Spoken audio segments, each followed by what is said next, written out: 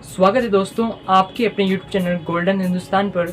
आशा करता हूँ आप ठीक होंगे। दोस्तों मेरा हर वीडियो का रीज़न और विज़न बड़ा क्लियर है। मैं चाहता हूँ कि हम भारतीय संस्कृति को, अच्छे गुणों को एडप्ट करें, स्वीकार करें और उसको एडप्ट करने के साथ ही अपने आप को आत्मशुद्धि कर इंसान संसार में पनप रही हैवानियत को नष्ट कर इंसानियत का दीप जलाया जाए ताकि अपना संसार फिर से स्वर्ग की उपाधि धारण कर सके। दोस्तों आप जानने वाले हैं गांधी जी के बारे में, जिनसे आप भली भांति परिचित होंगे, उनके अहिंसा कार्यों से आप भली भांति परिचित होंगे। दोस्तों गांधी जी अहिंसा के पुजारी क्यों थे और अहिंसा उनकी सफलता का राज कैसे बनी? क्योंकि वो सोचते थे कि अहिंसा का मतलब बुराई के बदले भलाई करना और नफरत के बदले प्रेम करना है। उनका मानना था कि अहिंसा का मतलब ये बिल्कुल भी नहीं है कि वो कायरता है। दोस्तों गांधी जी ने यंग इंडिया में लिखा है अहिंसा के बारे में कि मेरा अहिंसा का व्रत अत्यंत सक्रिय है और इसमें कायरता और कमजोरी के लिए बिल्कुल जगह नहीं है।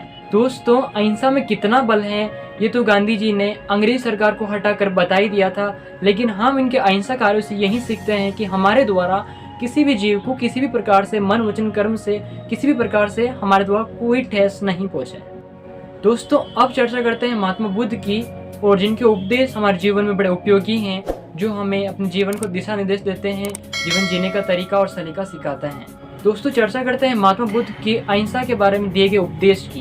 वो कहते हैं जैसा मैं हूँ वैसा वे हैं और जैसे वे हैं वैसा मैं हूँ। इस बात को समझकर किसी प्राणी को आहत न पहुँचाएं और कोशिश करें कि किसी को न मारे और न किसी को मारने के लिए प्रेरित करें। दोस्तों महात्मा बुद्ध कहते थे कि जहाँ हम हिंसा से हट जाएं या किसी को ठेस पहुँचाने से वहाँ से हट जाएं तो हमारे बीच झगड़े की मूल सब कुछ वहीं शांत हो जाता है। दोस्तों मैं सोचता हूँ कि इस जिंदगी में शांति से और सार्वजनिक हित हेतु जीना है तो दुश्मनों के बीच भी दुश्मनी रहित होकर जियो, यही जीवन का मूल मंत्र है। दोस्तों अब चर्चा करते हैं महापुरुष शिबी के बारे में, जिनकी कथा, जिनकी कहानी बड़ी रोचक और दिल को छू जाने वाली है। एक बार की बात है, महाराजा शिबी उसी नगर के राजा थे। तब इंद्र देवता जो थे वो बाज का रूप धारण किया और अग्नि देवता जो थे उन्होंने कबूतर का रूप धारण करके वहाँ लौटे। तो एक बार फर्स्ट जब स्टार्ट हो रहा था तो जब कबूतर उड़ता हुआ आया और महाराजा शिबी अपने राज्यसभा में बैठे थे, और जैसे ही कबूतर उड़ता हुआ आया तो उनकी गोद में आके गिर गया और उसके बाद उनके कपड़ों में लिपटने लगा और उसके जस्ट पीछे उनका बाज आ गया और बाज उसको खाने के लिए उनको महाराज के सामने आकर बैठा और उनको कहा कि महाराज आप मेरा भोजन ले रहे हैं और मुझसे छीन रहे हैं, आप मुझे मेरा भोजन लेकर मेरे से छीन कर आप मेरा प्राण क्यों हरना चाहते हैं? तो महाराज शिबी ने बताया कि आपका काम तो किसी भी मांस से चल सकता है, तो क्यों आवश्यकता पड़ी कि आप कबूतर का मांस ही आपको ज़रूरी है? और तब बाज ने बोला कि मुझे मांस किसी भी तरह मिले, किसी को मारने से ही मिलेगा।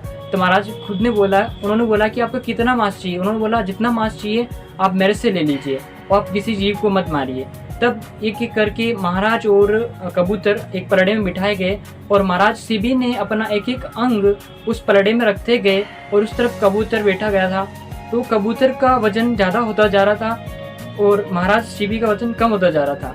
जैसे जैसे वो पलड़े में रखते गए तो कबूतर और पलड़ा ऊपर उठता गया और एक बार पूरा अपना शरीर, अपनी पूरी देह महाराज शिबी ने उस पलड़े में रख दी, लेकिन फिर भी कबूतर का वजन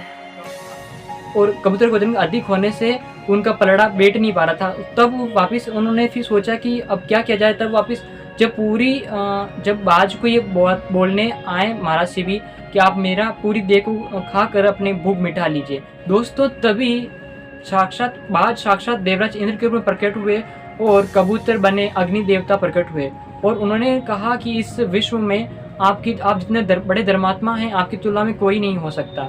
और फिर देवराज इंद्र ने महाराज शिबी का पूरा शरीर पुनः उद्धार किया और उनका शरीर फिर से ठीक किया। उसके बाद उन्होंने कहा कि आप इतने बड़े धर्मात्मा हैं, हम आपकी परीक्षा लेने आए थे, और उनको कहा, महाराज शिबी को कहा कि आपका यह सदा के लिए अमर रहेगा। दोस्तों वीडियो कैसा लगा कमेंट बॉक्स में ज़रूर बताना और तब तक के लिए thanks for watching. Bye bye, take care, Jai Hind.